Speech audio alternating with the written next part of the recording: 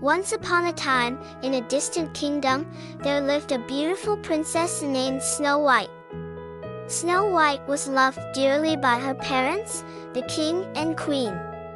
She was cheerful and kind-hearted, bringing joy to everyone around her. However, one day, the queen fell gravely ill and passed away, leaving the king and Snow White heartbroken. Years passed, and the king remarried a woman who was as beautiful as she was cruel.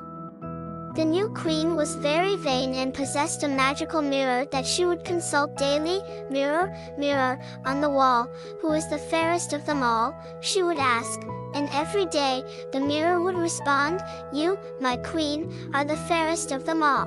But Snow White grew older and more beautiful with each passing day. One morning, when the queen asked her mirror the usual question, the mirror replied, "Queen, you are fair, but Snow White is the fairest of them all."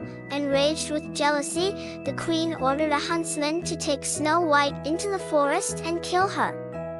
The huntsman, however, could not bring himself to harm the innocent princess. Instead, he let her go, and Snow White fled deeper into the forest. After wandering for hours, Snow White came upon a small cottage.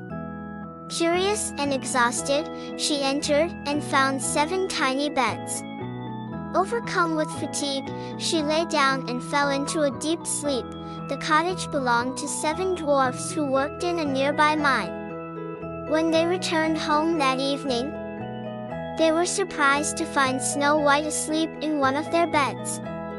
She awoke and told them her story.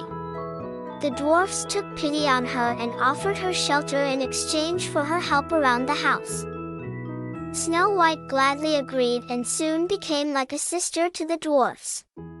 They warned her to be cautious of the queen, who they knew would not give up so easily.